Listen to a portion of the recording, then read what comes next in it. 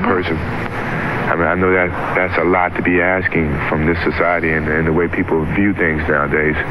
Michael Jordan says talent is what matters, not race.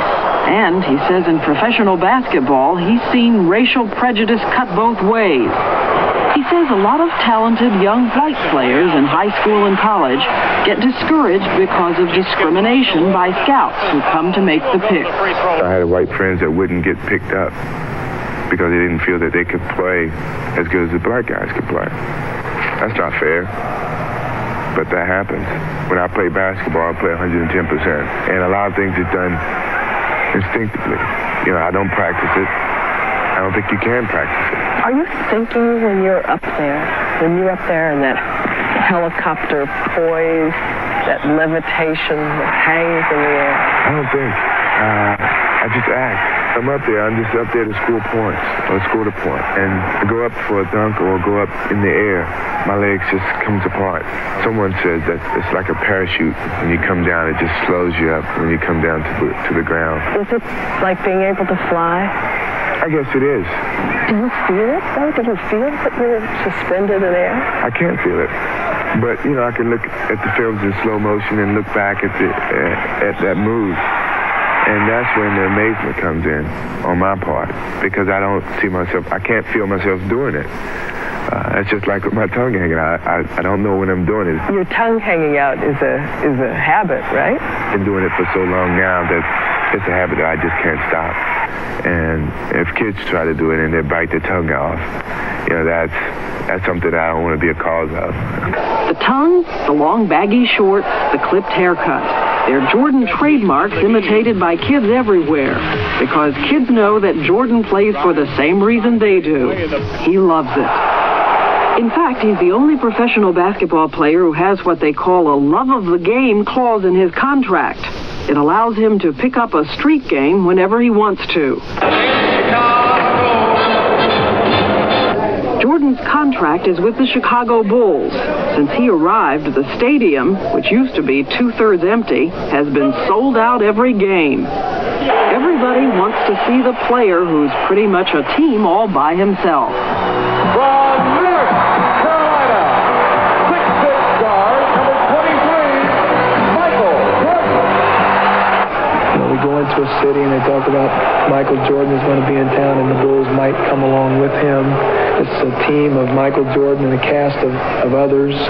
Doug Collins coaches the Chicago Bulls, a team that often watches Jordan with the same amazement as the fans. The toughest thing that we've tried to overcome, and we're still working, is to get the ball to Michael and watch. And now you've got 4 guys standing in place, watching him work. And work he does. He's the leading scorer in pro basketball. Top players average 20 points a night. Jordan averages 37. And once, when an injury forced him to sit out 64 games, he came back and scored 63 points, the highest ever in a playoff game, and that while playing against the best team in the league. Ties the game. Oh, boy. 63 points, and you're looking at an all-time record. Oh. But there's something else about the way he plays, the speed, the recklessness. It moved Larry Bird, the great Boston Celtics player, to say, that's not Michael Jordan. That's God disguised as Michael Jordan. At the very least, it's a heavenly opportunity for sponsors. Hey, Mike, is that really your car? Yep.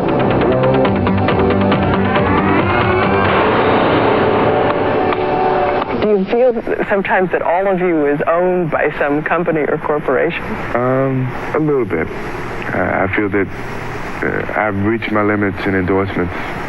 His feet and the Air Jordan trademark belong to Nike for a cool $2 million. His wrist to watchmaker Guy Laroche, his palm to Wilson Sporting Goods, his satisfied smile to Coke and McDonald's for $800,000. His short haircut to Johnson Cosmetics.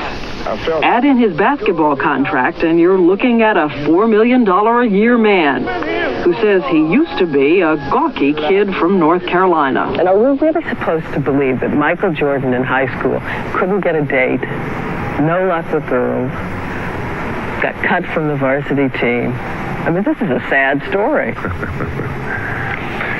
It sounds sad, but it's true. No luck with girls?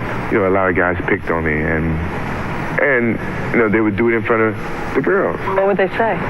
Oh, they would joke about my haircut and the way that I played my tongue out.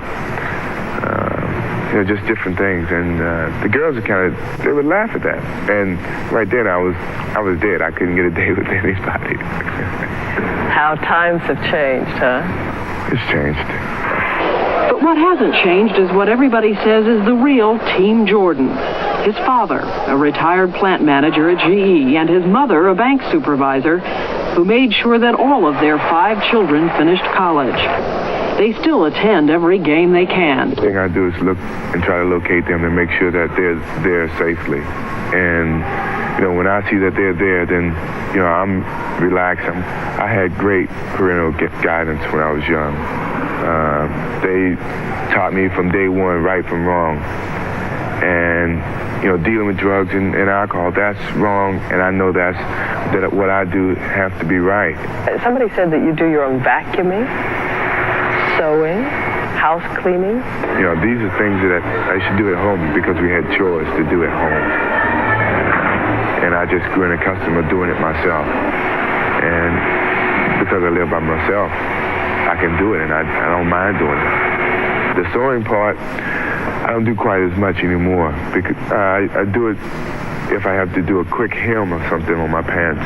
It's a temporary hem. I know how to do that very easily. I don't have a sewing machine where I can put the hem in myself, but I don't mind doing it. But while Jordan is busy sewing hems in his pants, a sports management agency called ProServe is busy sewing up deals for Jordan. What we've done in the past is usually with Jordan tying the